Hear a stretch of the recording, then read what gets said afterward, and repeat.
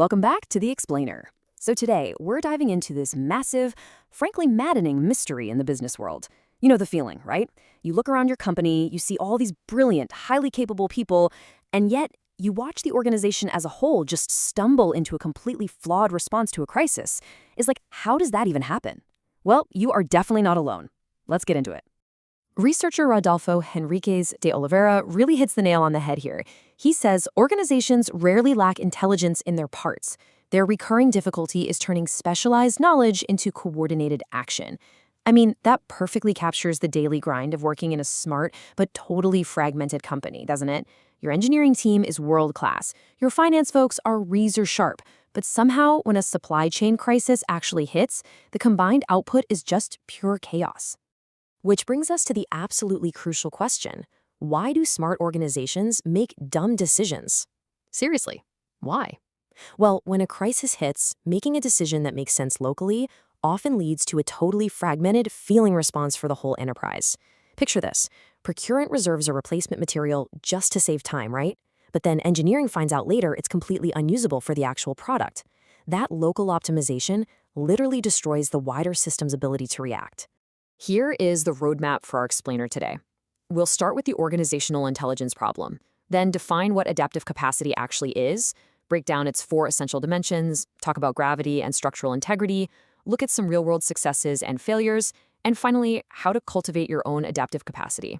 All right, part 1, the organizational intelligence problem. Smart parts, dumb whole.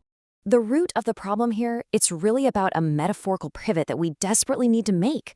Historically, we've treated companies like machines, right? We rely on linear reasoning. We assume we can just swap out a broken part, impose a design from the top down, and centrally control the whole shebang. But in our complex, hyper-connected world, that machine metaphor completely falls apart. We actually need to start viewing organizations as organisms. This means shifting to systemic reasoning, realizing that local actions are constantly altering conditions everywhere else. Coherence has to emerge organically through interdependent feedback loops, not just some rigid top-down design. Think about our fast-moving environment. Conditions change constantly, and data is expanding way, way faster than our ability to integrate it. Because of this, those fragmented local actions I mentioned, they quickly snowball into systemic chaos. And here is a big one. We absolutely have to dismantle the myth of the heroic individual leader. In this kind of operating environment, no single executive, actually not even an advanced AI, can sit at the top and integrate all these complex realities fast enough to command a response. The leader just becomes a structural bottleneck. The system itself is what needs to be intelligent. Which leads us to part 2. What is adaptive capacity? The missing system property. So what we are really talking about here is adaptive capacity. The formal definition describes it as the emergent system property allowing a social system to remain intelligently related to changing reality while preserving systemic coherence. Now hold on, it is vital to realize this isn't just some trendy buzzword for agility or resilience. It is very specifically the ability to repeatedly turn distributed local signals into coordinated systemic action without the whole company falling apart in the process. It's a load-bearing property of the entire system. Moving on to part 3, the 4 essential dimensions, the living architecture. Dimension 1 is the mechanics of movement. Basically, information, feedback, and consequences have to travel dynamically through the system. If an anomaly pops up on the factory floor, that signal has to move. It's simple. You literally cannot integrate what cannot move. Next up, Dimension 2, the mechanics of structure. Now, movement without structure is just chaos. Structure provides those durable pathways, the decision rights, the boundaries. It channels all that moving information into dependable coordination. That way, when a crisis hits, things don't just evolve into frantic, informal workarounds. Dimension 3 is the dynamics of evolution. An organization has to stay in close contact with its environment. It needs the openness to generate new responses, test them out in the real world, and retain the variations that actually work. It's about constantly renewing its repertoire, so it isn't just relying on yesterday's playbook for tomorrow's crisis. And Dimension 4 is integrative capacity. Actually, this concept connects perfectly to a famous piece of wisdom from Steve Jobs. You know the one. He famously said, "It doesn't make sense to hire smart people and tell them what to do. We hire smart people so they can tell us what to do."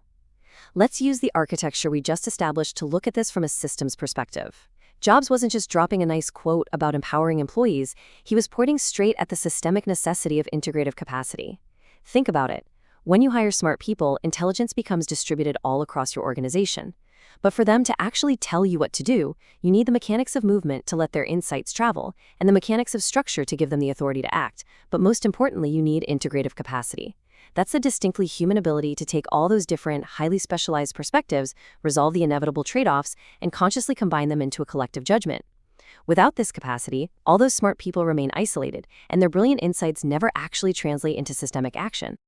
All right, part 4, gravity and structural integrity, holding the system together. So how does a highly decentralized system not just fly apart at the seams? The answer is gravity. Gravity is the shared orientation and strategic intent that allows distributed autonomous judgment to effectively serve the whole. Think of it as the organizational magnetic force. When this gravity is strong, people deep down in the organization can make autonomous decisions because they intuitively grasp the strategic intent of the whole enterprise. It's what prevents local autonomy from devolving into total fragmentation. Because adaptive capacity is configurational, it absolutely requires governing these necessary structural tensions. For example, you have the tension of local speed versus integration breadth. Fast action is incredibly valuable, sure, but so is a system-wide view. So the question isn't which one is better. It's about asking when is wider integration mandatory. Then you have openness versus integrative load. You want contact with reality, but your system only has a finite capacity to process data. So the adaptive question becomes, which signals are actually material? Listen, leaders aren't just solving a simple math problem with one right answer here. They are actively, constantly governing these structural tensions. Part 5. Real-world successes and failures, the architecture and practice. First up, let's contrast Nokia and Toyota. Nokia actually had incredible technical expertise during the transition to smartphones. They saw the signals, but they suffered from a massive lack of integrative capacity, mostly due to systemic fear. Middle managers were terrified to share bad news, and senior leaders were way too optimistic. The signals just couldn't become coordinated action. Now contrast that with Toyota after the 2011 earthquake. Their entire production network was devastated. But rather than a centralized command barking orders for recovery, they mobilized distributed knowledge across hundreds of suppliers. They structured their authority around the constraints as they became visible in real time, displaying this just incredible networked adaptation. Now let's look at Southwest Airlines versus Buurtzorg. During a massive winter storm in 2022, Southwest had a system that was highly efficient for normal operations. But as cancellations started cascading, their movement and structure completely broke down.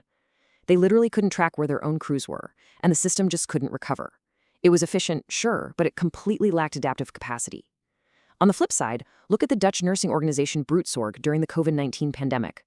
They rely heavily on autonomous local teams. But when the pandemic hit, they didn't just abandon the teams to fend for themselves, and they didn't centralize all control either. Instead, they created a crisis team that selectively integrated new medical guidance and pushed it out. They supported the local nurses while letting them keep the authority to apply that knowledge locally. Brilliant. Finally, part 6, cultivating your adaptive capacity beyond the machine. You can actually use these observable signatures as a practical diagnostic tool for your own organization. You know you are successfully cultivating adaptive capacity when you see a few key things happening. First, material signals enter judgment before you have 100% certainty. Second, authority and expertise naturally converge right where the necessary decisions need to be made, instead of getting bogged down in the hierarchy. Third, action actually changes rapidly as new feedback returns. And fourth, the learning doesn't just get buried in some PDF report. It structurally reshapes your future capabilities. I want to leave you by turning the mirror on you with this provocative question. What is the binding relationship constraining your organization today? Really think about it. Is it a lack of movement for your data? Is it a rigid, outdated structure? Or is it a lack of shared gravity? Because remember, adaptive capacity isn't a software you can just buy and install. It is cultivated through the relationships that turn distributed human intelligence into coherent systemic action. I really hope this framework helps you start redesigning your own organizational architecture today.